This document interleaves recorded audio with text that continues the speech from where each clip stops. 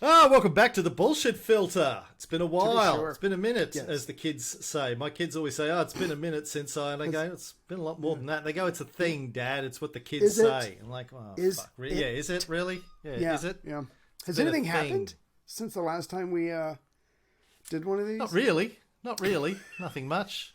Nothing's going on. I miss Donald Trump. Yes. Nothing's going on. He made it interesting. Yeah. I bought an Apple Watch. That happened. Are you happy? Do you like it? Do you? Yeah. I bought it so if I pass out and hit my head on the wall again, Right. it will alert the authorities. So that's the main reason. Is that an app? Is that just a feature? Anyway, please. Go ahead. It's a feature in the Apple Watches. It's like fall Fogey? detection. They call it. Oh, right. Fall, okay. Yeah, fall detection. Yeah. If you do too many drugs, Right. and you fall over, You sold me. the watch. No, I need people one. to bring Me more too. drugs. Yeah, one on each wrist. With the recent Departure? what will we call it? Yeah, withdrawal, escape, Right. Vamoose. bloody clusterfuck of the US finally removing its troops from Afghanistan after 20 years. I thought we should thought we should take a look Yeah. at the history of that part of the world. Mm-hmm. Particularly American history in that part of the world, but American, Soviet, and have a look at some of the myths surrounding it. Right. But, and it goes back further than this, obviously, but obviously that part of the world's had a lot of problems, continues to have a lot of problems.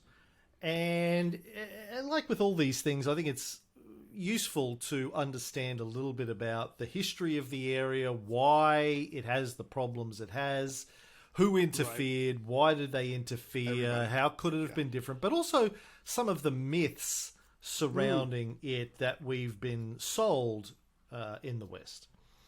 Yeah. So that war, the most recent US war over there, was fought from the 7th of October 2001 to the 30th of August 2021. 19 years, 10 months, 3 weeks and 2 days. Yeah. Total killed is estimated as between 176 and 212,000 people.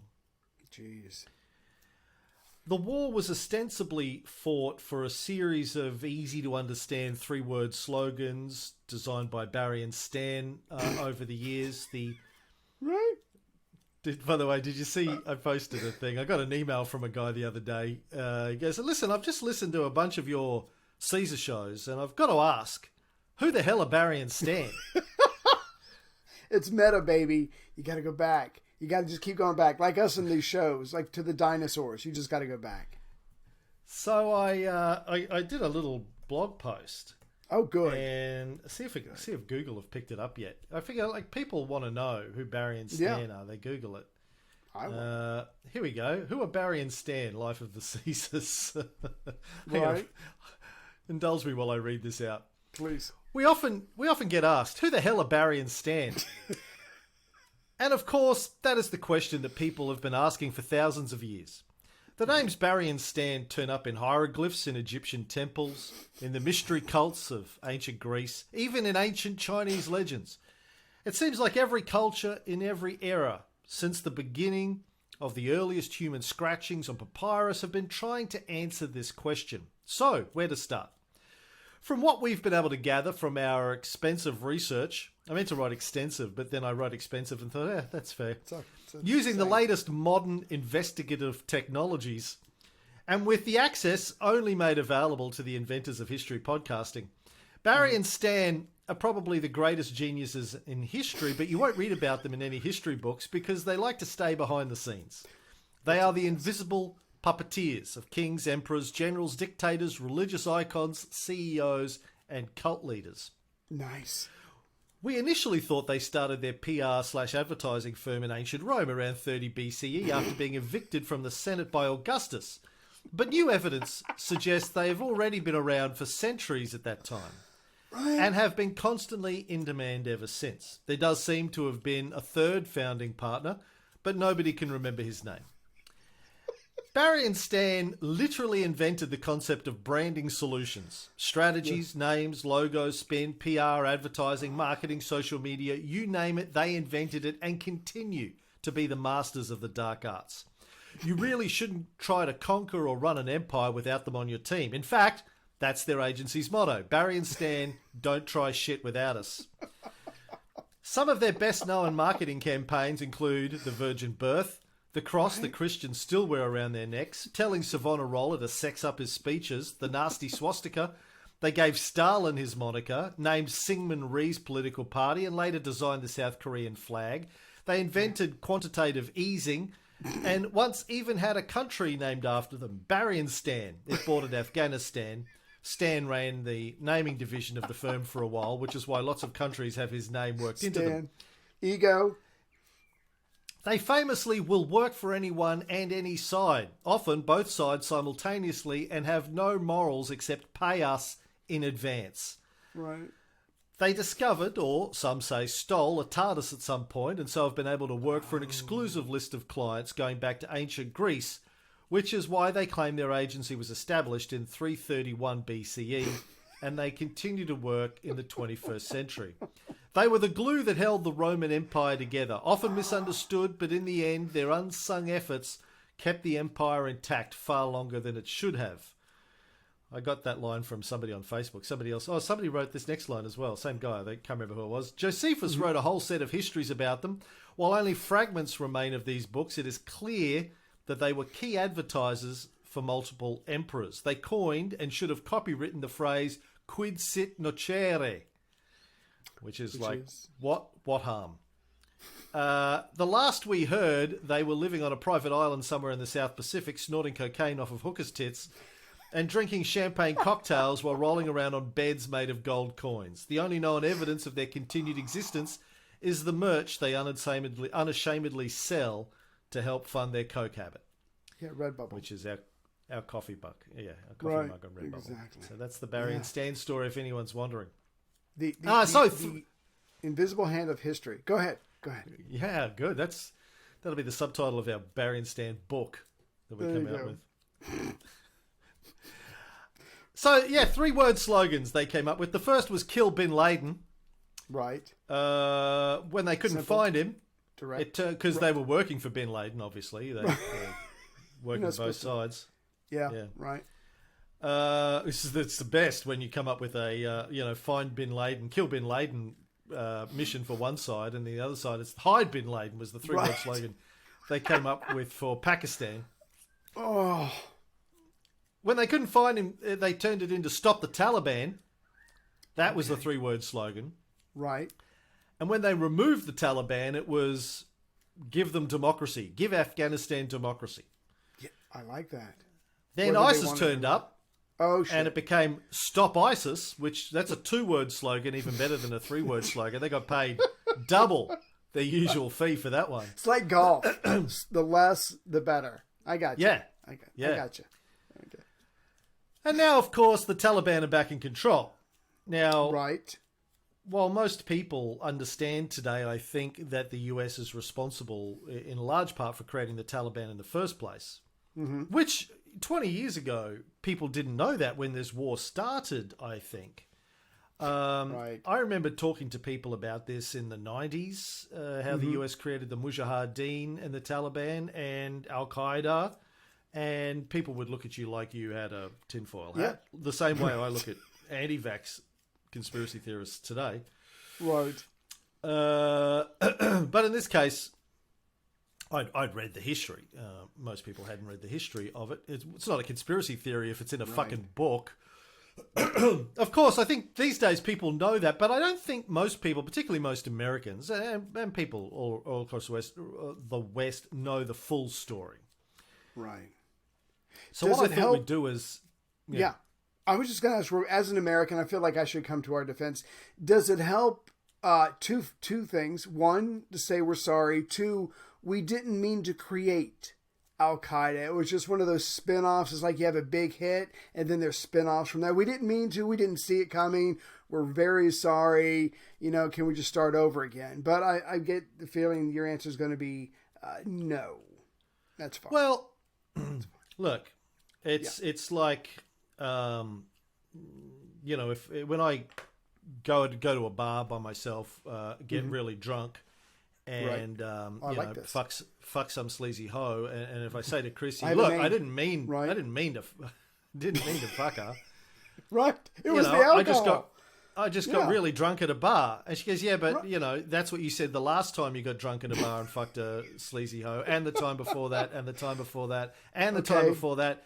Eventually, you would hope that I would realise that if I get drunk at a bar with my mates, I'm going to end up fucking a sleazy hoe. You can't use that as an excuse forever, right? 3 times. Maybe the first time. Okay. 3 times. Give me a number. No, you're right. It's like, maybe we shouldn't give these guys the latest weapons that can take down air gunships.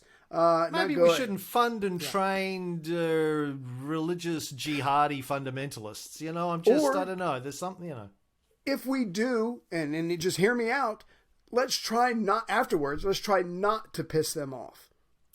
There's an idea. I'm not sure that the pissing them off is the problem, but anyway. Well, if you go there and mess with them. Yeah. Well, yeah, they went there and messed with it in the first place. That's the problem. It's not the second messing, it's the first messing. Right, the first. Right.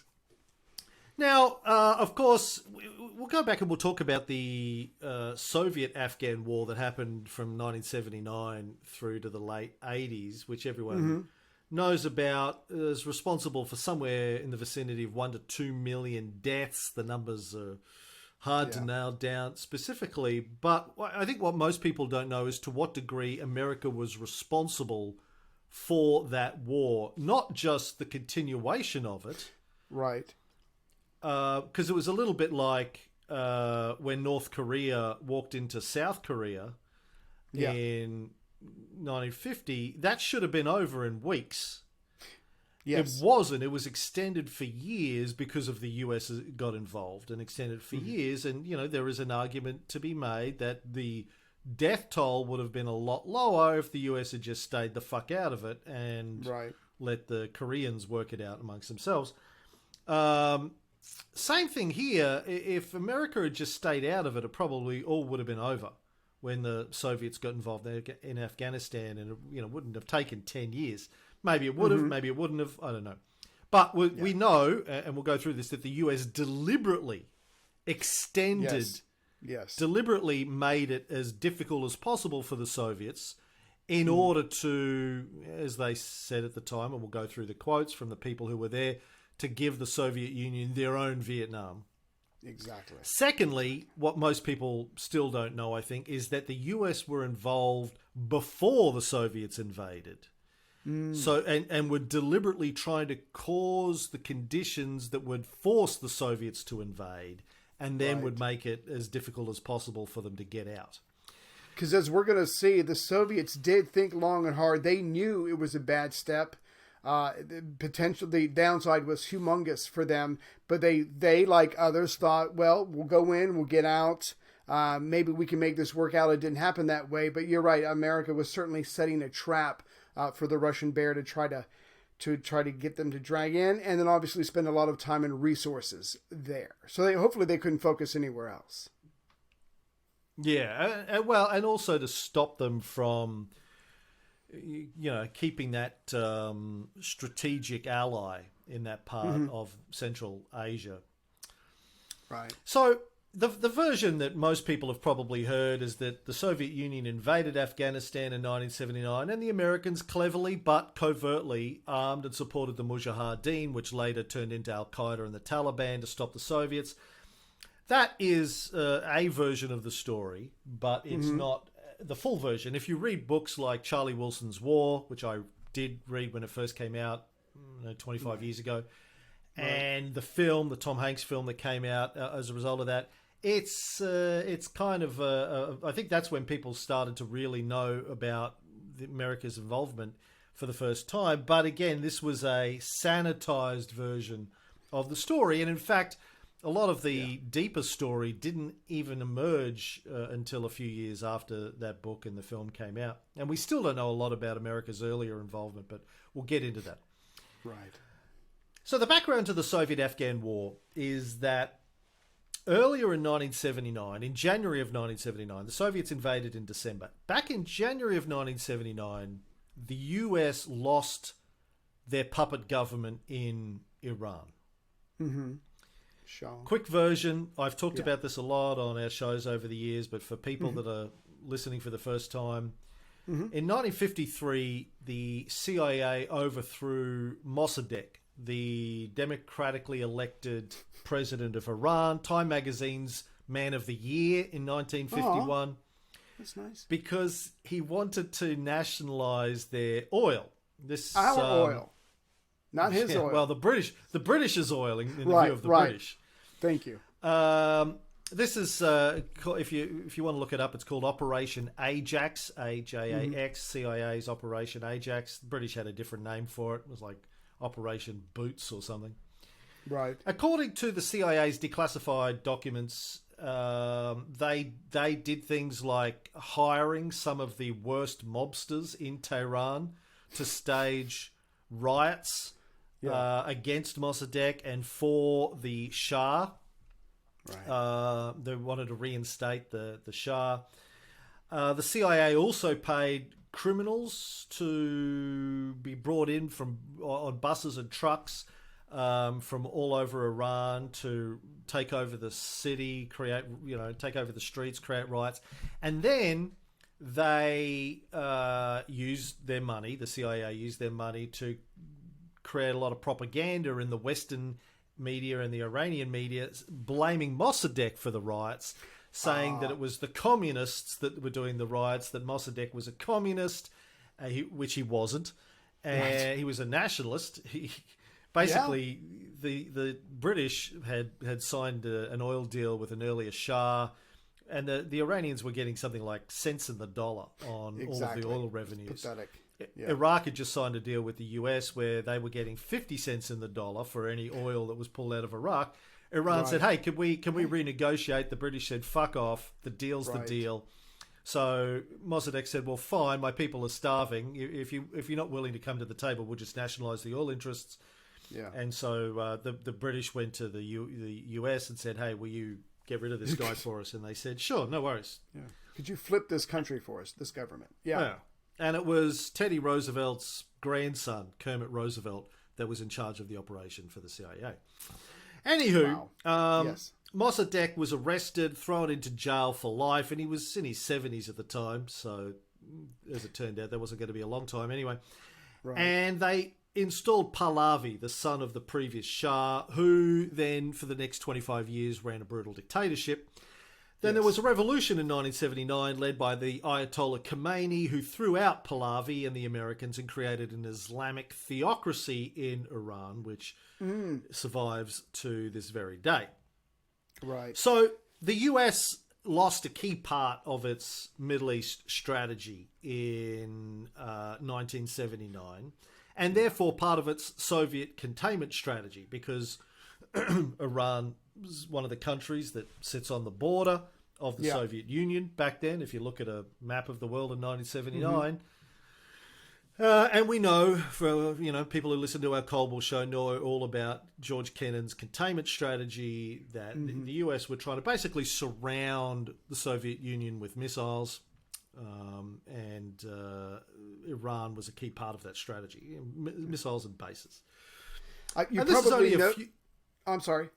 You probably noticed the consistency. Maybe you've got Syngman Rhee and South Korea, America's guy, brutal, corrupt, whatever. You've got the gentleman and Iran, and as we're going to see in Afghanistan, it's going to be a toss up between guys who also are brutal. They're not doing what's best for their nations, but maybe America can use them anyway. So, what I think is very ironic is that, yes, America loses an ally in Iran, but it's not exactly helping the Soviets too much unless they can get in good with these guys. As you know, communists and countries that are run by religious leaders don't really get along very well. And there's going to be that threat as well in Afghanistan that's going to make the Russians nervous. So again, it's truly a quagmire for them. And America, as much as we trash the CIA, the CIA does a decent job of taking advantage of this very complicated situation that's going on in Afghanistan, and it drags out for years. So one of the few times that CIA, while breaking rules, actually gets something quote unquote right. Yeah. Well, yeah, it was one of the few CIA operations that they touted as a success for many years until 9/11 happened, and then they were like, "Whoops." Oh, yeah. Yeah. Yeah. So they lost Iran in 1979. This is only a few years, obviously, after losing Vietnam to Ho Chi Minh's communists. Right. They lost China to Mao in the early 50s. 49. Yeah. Another country that borders the Soviet Union. They lost North Korea to Kim in the early 50s. They lost Cuba to Castro in the late 50s. Yeah. So containment wasn't working very well. Right. They were losing countries to communists left, right, and center. And well, you know, Ayatollah Khomeini wasn't a communist and hated the Soviets, but they lost the country to a religious theocracy. Exactly. So, what other country did the USSR border in 1979? Afghanistan. So, this has become, when they lose Iran, what's going on in Afghanistan becomes much more important to the Americans than it had been previously in terms of their containment strategy of the Soviet Union. Right. Now, the Soviet Union had friendly relations with Afghanistan, which had a secular government at the time, and the Soviets had been pretty friendly with them since about World War One. Right. But let's go back a step. So before the Soviets, who controlled Afghanistan? The British were there for a while. Yes. Yes. The British controlled it for quite a long time, better part of a century before World War One. What was Britain's interest in Afghanistan at the time, Ray? Ooh, I don't. Is it specific minerals or resources, or is it just a part of the British Empire, or is it another way to check the Russians who are trying to play the great game of expanding their borders? Is my guess. Well, yeah, I think it was mostly to do with the Great Game, which was sort of control of Central Asia. Right. And it was to create a buffer zone between Imperial Russia and British India. You know, their crown jewel. Yeah. Yeah, Britain's colonial occupation of India. So the British, carved out a big chunk of Afghanistan at one point and said, this is India now, sorry. Thank you. This is the so-called Durand Line, right? Named after the British bureaucrat who drew the line. You know, in the great tradition of Britain just drawing arbitrary lines through countries and going, right, this is now a new country. Naming it after themselves. I love that. Yeah. I love that. And most Afghani people weren't very happy about this because most Afghanis then as now were Pushtani people, which is the largest ethnic group in Central Asia, an Iranian ethnic group. Right. And this Durand line basically ran down the middle of Pushtani land. But the British are like, who? What? We don't give a fuck. Are you white? No. So shut the fuck up. Yeah, I already drew it. It's in pen. Sorry, I can't only erase white it. people get a say in this. And in fact, they didn't ask. They didn't. Right. They didn't consult. They just drew a line and said, "This is now India." Yeah. It was like the Munich Agreement. They weren't invited to the meeting of the drawing on the map. They weren't even in the room. Yeah. No. What are you white? No, it doesn't matter. So then. Amanullah Khan ascended to the throne of Afghanistan in 1919 and took the opportunity. He thought Britain was weak at the time. They were weak from World War One. Their Indian troops were still returning home, and he invaded British India. This is called the Third Anglo-Afghan War. Didn't last very long, couple of months, short series of battles. Right. The British probably could have persevered and fought long term, but they agreed to an armistice pretty quickly. And part of that armistice was granting Afghanistan its full independence. Right. There were slight modifications made to the location of the Durand Line, but not much. King Amanullah then wrote to Lenin, who was also fighting the British and was in the middle of the Russian Civil War, and said, hey, how about it? How about we team up? Yeah. We could buds. We become Vegas buds. Yeah. Like to smoke some buds with my buds in Vegas. And Lenin replied by saying, fuck yes, let's get it on. Sang some Barry White, made some candles. Ooh, yeah. And Afghanistan and the Soviet Union finalized a treaty of friendship in 1921. Right. So Russia is going to act, even though the Russian communist government is obviously new as well. At least Russia's been a country for a while, so it's going to act as a political mentor to this newly independent country. And yeah, they're gonna swap oil and gas, oil and natural gas. The Russians are going to send military advisors and try to bring them up to snuff. So again, this is a very mutual, as far as I can tell, a beneficial relationship between these two countries. Yeah, and obviously Afghanistan had a lot of issues with Imperial Russia, but this is now Soviet Russia, which is a different kettle of fish. And they were all about... You, comrade. You do you, comrade. Yeah. They were all about letting people do their own thing, at least at that point. Right. Now, the Soviets obviously saw possibilities in an alliance with Afghanistan against the United Kingdom, who was supporting the White faction, as I mentioned, in the Russian Civil War. Right. And they thought that they could use Afghanistan as like a base for defending themselves against British-controlled India. Yeah. Now, the relationship between the Soviet Union and Afghanistan continued up until the late 1970s.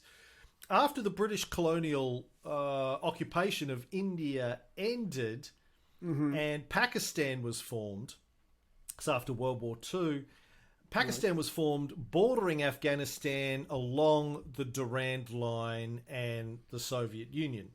The United States jumped on the chance to sell arms to Pakistan and refused to sell Afghanistan weapons because they were friendly with the Soviet Union. That sort of pushed Afghanistan, who was officially neutral during the Cold War, but pushed them closer to the Soviet Union and to India. Soviet Union was willing to sell them weapons. So then in 1962, China defeated India in a border war, and as a result, China formed an alliance with Pakistan against their common enemy, India, which, helped divide China and the Soviet Union even further, pushed Afghanistan even closer to the Soviet Union. So all of this stuff is going on. Yeah, it's a bunch of various power plays, but everybody knows, and if you keep this kind of tension up, you're either going to need your own military or you're going to need a big brother. And Afghanistan is, relatively poor, whatever, so it's going to need a big brother. So it knows where its loyalty needs to lie if it wants to survive. Exactly. So the Prime Minister of Afghanistan in the 60s was a guy by the name of Daud Khan, Muhammad Daud Khan. He was a prince of the realm. The king was his cousin. Nice. But he was a pretty progressive guy, Daud Khan. He was trying to pull Afghanistan into the 20th century, pushing for the emancipation of women, trying to push for greater literacy and those sorts of things, higher levels of education, trying to modernize Afghanistan, which is difficult because then, as now, it was a very religious country, very conservative Islamic tradition. But he's doing his best to try and pull it into the 20th century, as, Stalin was trying to do in the Soviet Union in the first 20, 30 years of his rule. Right. But Khan also wanted to get rid of the Durand Line and unite all of the Pushtani people again. Maybe for cynical political reasons, maybe it was a land grab, maybe, there's a whole bunch of explanations for why he wanted to do it. So he started a number of border battles with Pakistan. Pakistan, again, is being supported by the United States at the time. Yes. And he lost several wars over the course of the 60s. Yes. Yeah.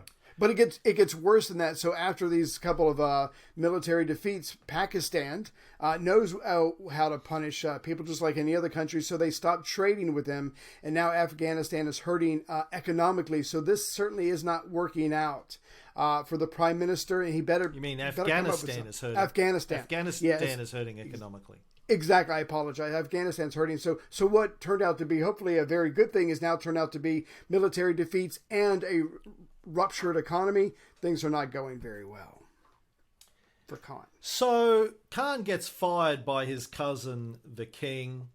Can you do that? A few years, family.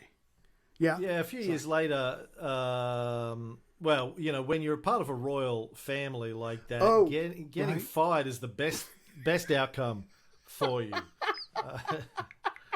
Usually. Normally a beheading, a dungeon, here's a pistol. Here's a lunch that we're having in your honor. One of those comes up later on. Sorry. So then in 1973, Khan leads a mostly bloodless coup while the king was in Italy for medical treatment, and he seizes power. The king goes into exile in Italy, and that effectively ends more than 2 centuries of the Durrani Empire, which had started in 1747. King, by the way, lives forever. He only died like a few years ago. Wow. Good after, 10 years ago, when after the United States liberated Afghanistan from the Taliban, he went back to the country and moved into his old palace again. You can do like that? 40 years there? later. Right? Yeah, they said, here, have a palace. Karzai, America's puppet president, said, here, come stay in the palace. And anyway, he passed away. Khan is back. So Khan is back, but Khan doesn't make himself Khan! God, I knew you were going to do that. Khan! You've got to come down here, Khan, if you want. Anyway, we got to watch the movie now. Yeah, so Khan is Did you back. Did you see William Shatner on the spaceship on the blue fucking Jeff Bezos on the penis? Ship? Yeah, I saw some of it. Oh God, it's so beautiful. Oh God, oh my God. Well, no one gave him a script. If Starion, shit, I can't even talk now. Stan and Barry had given him a script, he could have said something amazing, something worth memorizing or writing or getting tattooed on your ass. But no one did, so he just, I think it was great. It was perfect. It was like his orgasm tape. I play it now. His when space Chrissy orgasm. and I are getting it on, I just play it in the background. Oh God, it's so beautiful. Oh my God. I did see where he came back down and he said, "Gotta tell you, the Earth is round." I checked it out myself. So for all you flat earthers, it's round. You've heard it from William Shatner himself. Yes. Yeah. So instead of declaring himself the king or the Shah, Khan proclaimed himself the first president of the Republic of Afghanistan. Right. That's good. Right. Progress. Yeah, he wanted to modernize Afghanistan, as I said. Did he apologize to Pakistan? Look, I'm sorry about all that kerfuffle. Yeah, kind of. He kind of forgot about the whole getting rid of the Durand Line thing. Had bigger issues to deal with, I think. Right. So during the 70s, though, he tried to modernize Afghanistan. He also tried to reduce Afghanistan's reliance on the Soviet Union. Very practical, I think. I think he was inspired a lot by Tito in Yugoslavia. This own position. Man. Yeah, I think it was like this position, like the non-aligned movement stuff. He's like, hey, listen. Thank you. My name is Paul, and this is between y'all. we want to trade with everyone. In fact, Right. he used to say that he was the happiest when he could light his American cigarettes with Soviet matches. Good line, right? I like that. Yeah, I want to trade with I want to date. I want to date everybody. Yeah, I mean, I love yeah. you. I'll never forget Yeah. you. You were the first. But Yeah. I want to play the field. Well, it worked for Tito, right? It worked for Right, yeah. Tito. You just go, hey, listen, I'm not getting involved in this. I'm going to sit in the middle, and we'll all be happy. Options. He made nice with the Saudis, with Iran, and with Egypt, which was a bit worrying to the Soviet Union because they just sort of lost Egypt a few years earlier as part of their realm. He also stacked his government with Pashtuns, though, which upset the non-Pashtun minorities in Afghanistan, which is a familiar story in this part of the world, right? We've seen this in our Syria series. Yes. We've seen this, we've talked about Iraq. Yeah. We've seen this in Iran.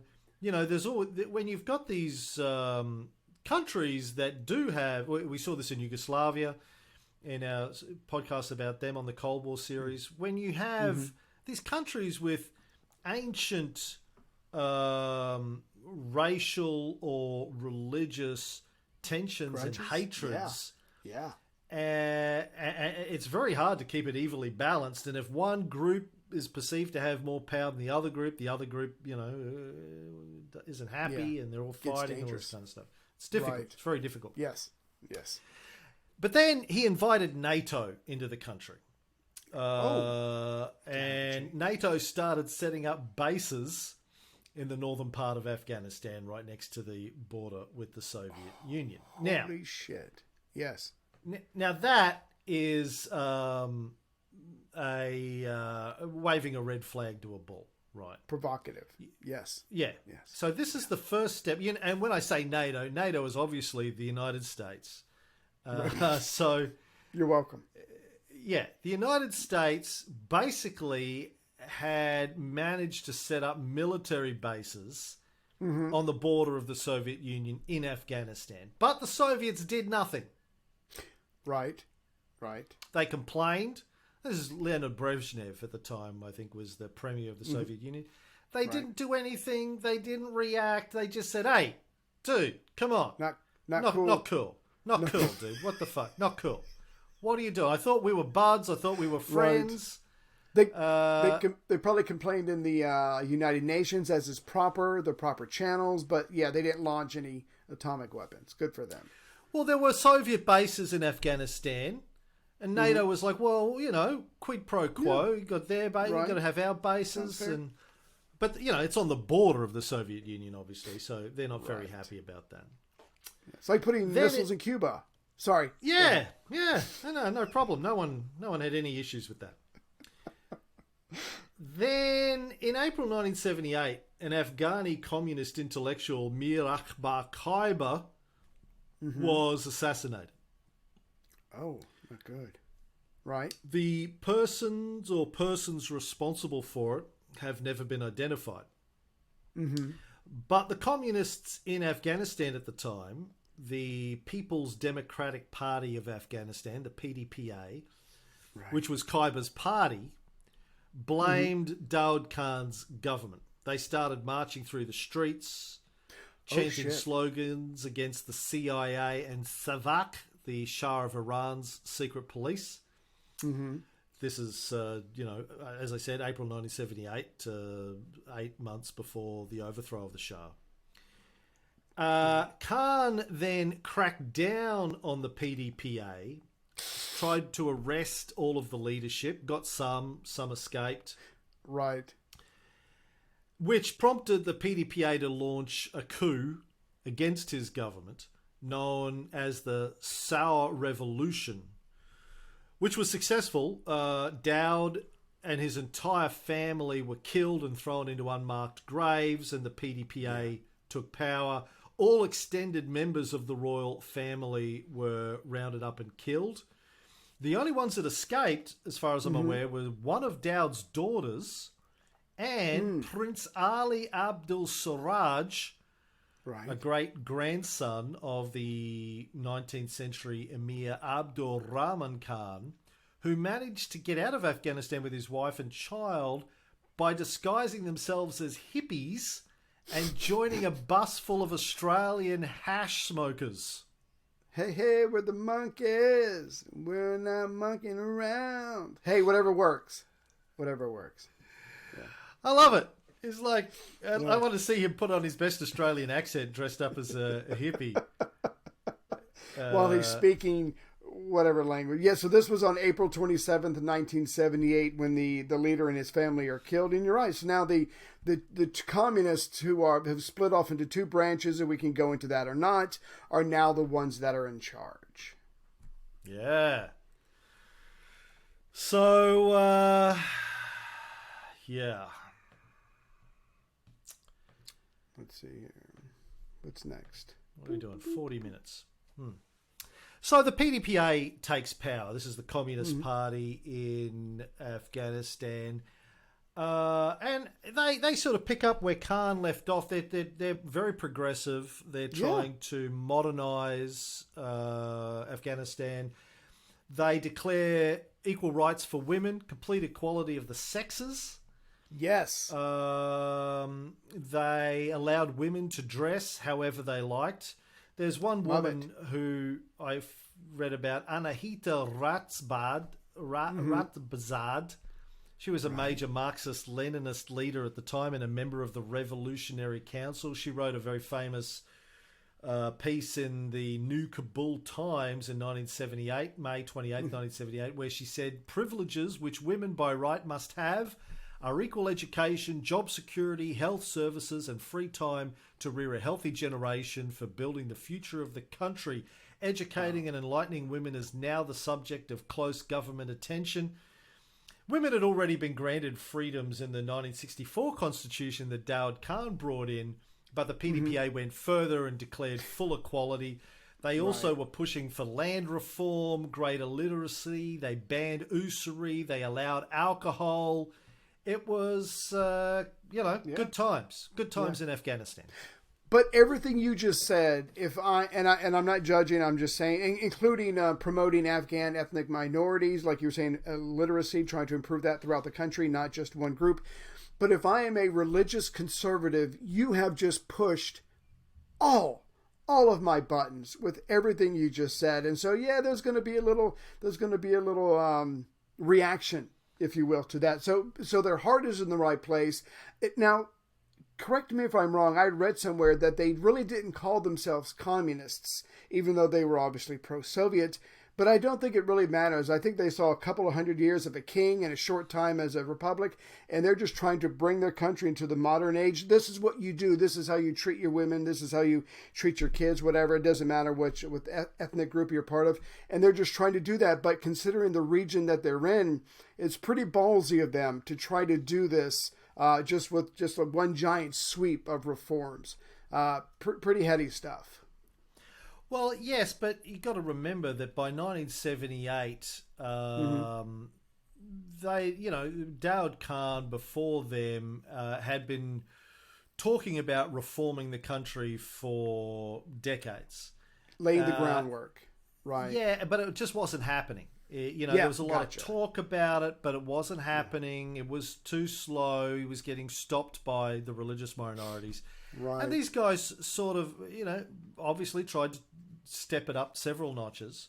It was like, listen, it's the fucking late 70s, man. Van Halen's first album just came out. We put a man on the moon. How many years ago? Come on. Kiss is out there. There's discotheques everywhere in the United States. Like... The balls drop down. They're lit up. It's awesome. Can we at least teach our women to read? Come on. Yeah. It's, they're like, fuck this shit. We need to step this up a notch. I don't care what the religious nut jobs are saying. We're going to make this happen. It's time. Right? It's past time. Yeah. It's past time that we caught up with the rest of the world. And we're not going to take no for an answer. We don't give a shit if you don't like it. This is how it's going to be. Now, the story is that they were probably quite brutal in shutting down opposition. There was brutality as always, on both sides. Lots of very fine people on both sides, as your former president would say.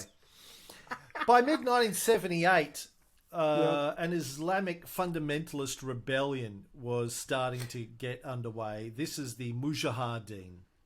Yeah. They They were fighting against the reforms. Rebels were attacking guerrilla-style military garrisons, and a civil war started to spread throughout the country. Imagine, ISIS. Imagine if 50% of your population were Right. fundamentalist Islamists, Muslims. I can't relate. And that. overnight they're rallied up to fight. Yeah. You guys had one terrorist attack and you lost your fucking minds and spent 20 years invading countries and spending trillions of dollars killing millions of people. Imagine if you had your entire country this was going on. Well, I mean, don't count us out yet, because roughly 40 or whatever percent of the people want to break away. So we might still get just a good old-fashioned civil war right here in this country, just like what's going on in Afghanistan. So it starts out as a rebellion, it spreads, and in not too much time after that, there's a full-fledged civil war going throughout Afghanistan. Yeah. So the PDPA did what any government would do in the middle of a civil war, as they started rounding up prisoners. Were there tortures? Were there executions? Yes. It certainly seems that way. Mostly of fundamentalist Islamic religious terrorists. Right. Now, does that make things better or worse when you start arresting and torturing fundamentalist religious martyrs? I think we've got enough evidence behind us now to say, that doesn't help. It makes it worse. They want to be martyrs. Yeah, from what I could tell, somewhere in this short period of the rebellion morphing into a civil war, somewhere between 10,000 and 27,000 people were killed. They grabbed people off the streets, tortured them, killed them, trying to crack down on this. But like you said, they're religious fundamentalists, and they probably see themselves as martyr. They want to pay the ultimate price for their God, and they're not stopping anytime soon. Well, it literally was a civil war brewing. Mm-hmm. I mean, yes, were they rounding up innocent civilians and executing them? Probably not. Were they rounding up? Were all of them terrorists armed with AK-47s? Probably not. Yes. Did they overstep, or were they? I don't know. I mean, it's a little bit about with all of these things. It's very messy. It's exactly. Anyway, story is that then the Mujahideen went over the Durand Line into Pakistan, where they were warmly greeted by the president of Pakistan at the time, President Zia-ul-Haq. Mm-hmm. The Mujahideen at the time were being led by a guy called Hek Matyar, who went on to become the president of Afghanistan in the 90s on several occasions. Mm-hmm. It started off, I think it was about 5,000 rebels went over in January 1979, and then tens of thousands followed. They ended up building a massive rebel base over there. Yeah. And, so then when the CIA finally, allegedly, found Osama bin Laden in Pakistan, and people are like, wow, Pakistan was hiding a Mujahideen? Shock. Like, who would have known that? I'm shocked. And I don't want to step on your toes. Can I say something about September 1979, or is that still too far ahead? Way too far ahead. Oh, then I apologize. Yeah. So Pakistan sees an opportunity to arm these guys and to give Afghanistan a little payback for the troubles they caused with the border excursions. Yeah, basically. Yeah. Mm-hmm. And now, as I said earlier, Pakistan was an ally of the United States, was being armed and trained by the United States. Mm-hmm. You have to believe that the United States were very aware of what Pakistan was doing in terms of training and arming these Mujahideen. and allowed them to do it. Didn't stop them to do it. And in fact, as we'll see later on, they were all for it. Now, one thing that we know, because we've done a series on the CIA now, on our Cold War show, is that when the CIA funds a group of terrorists or a group of militants or whatever you want to say. Freedom fighters. Thank you. Sometimes they do it directly. Right. But usually they do it indirectly. It's off the books. Bagman. Well, it's done. It's done through fronts. Like on our Cold War show, we just interviewed Michael Holtzman, 2 parts on spies and traitors.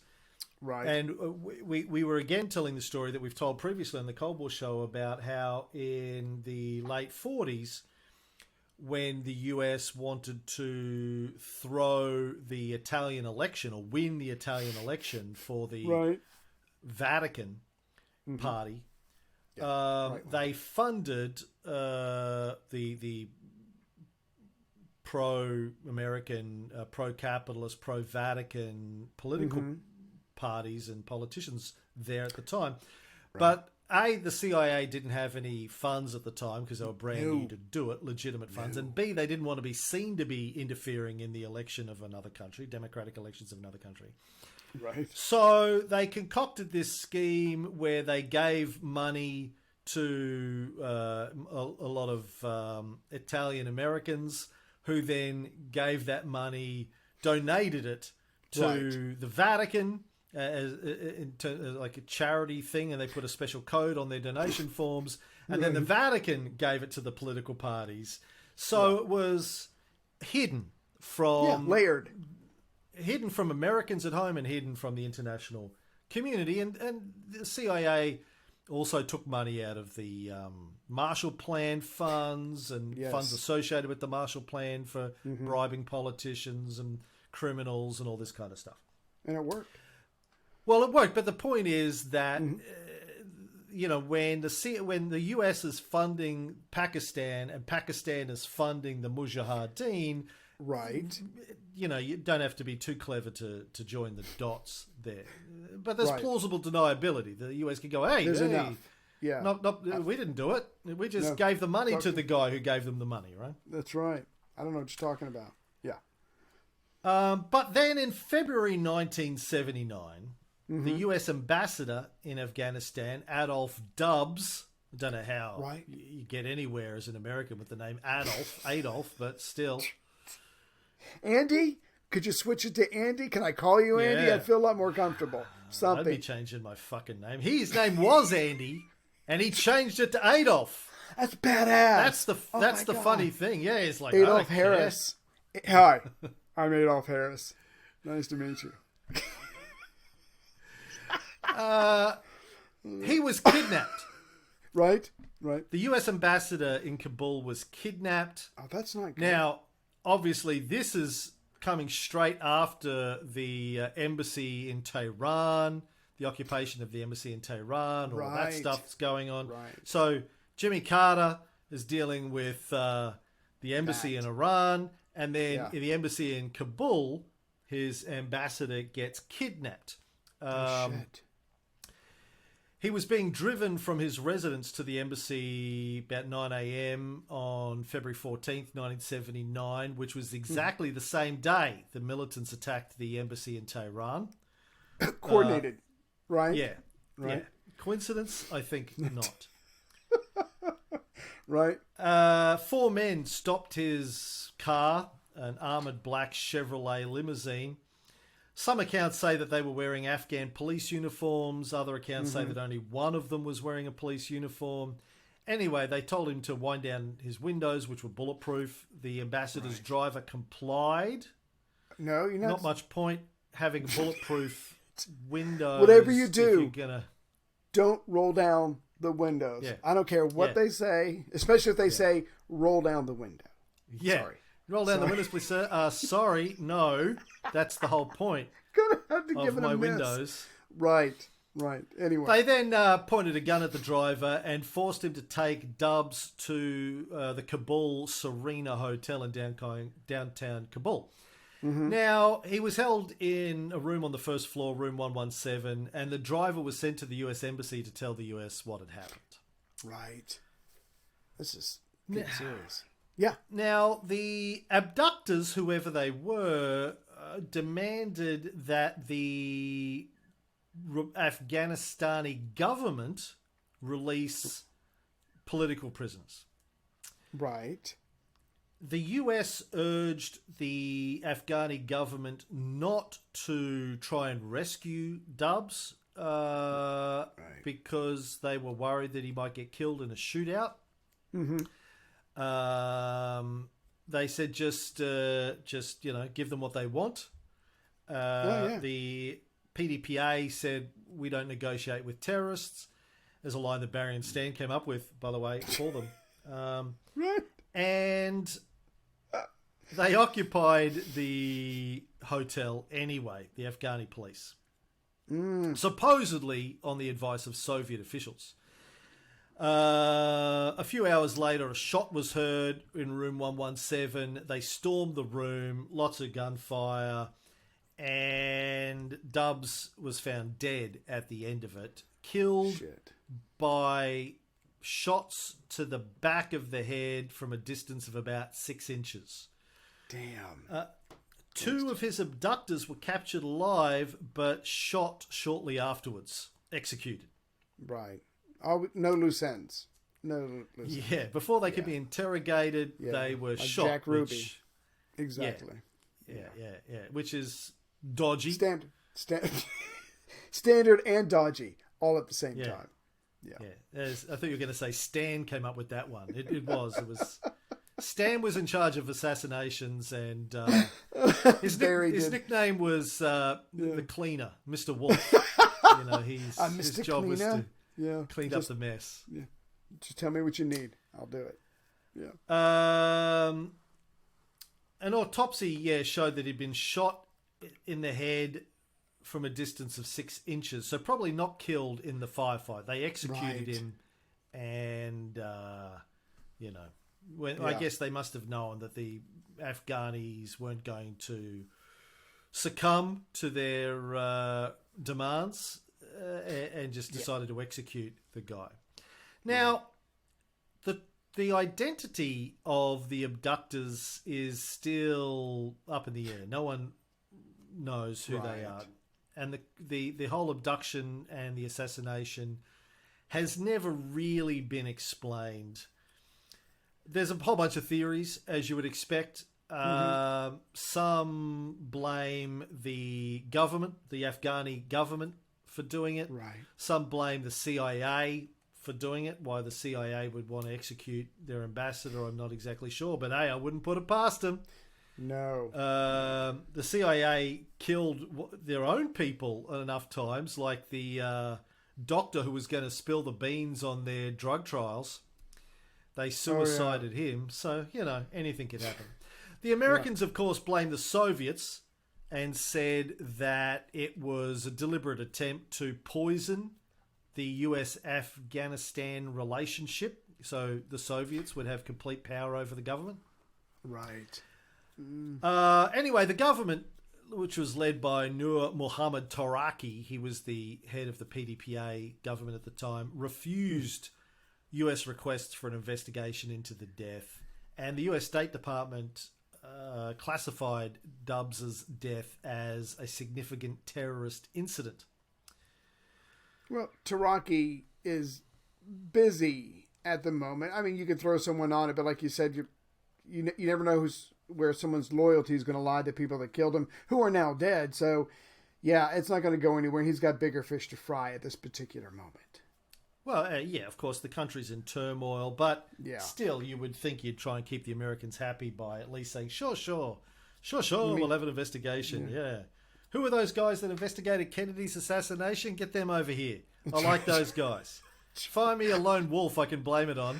Yeah. With links to someone, and we're all good. And a magic bullet.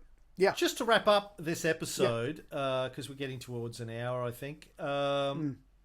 When Vasily Mitrokhin, the KGB archivist, what do you call it when they change sides? Defected. Right. When he defected, he brought a lot of documents with him that he'd handwritten based on stuff that he'd seen. This is in the 1990s. Right. He said that the KGB advisor in Afghanistan at the time, Sergei Batrukin, may have recommended the assault as well as the execution of the kidnappers before the US could interrogate them. Right.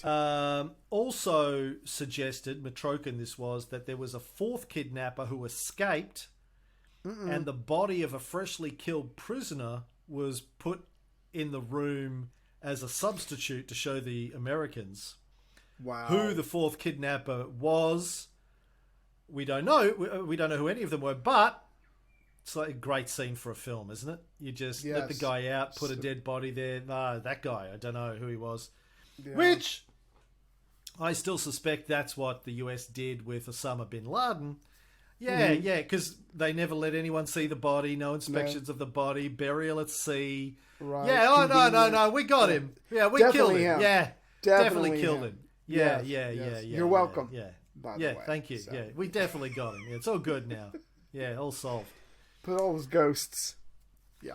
But obviously, Carter and the Americans were very upset about their ambassador being executed.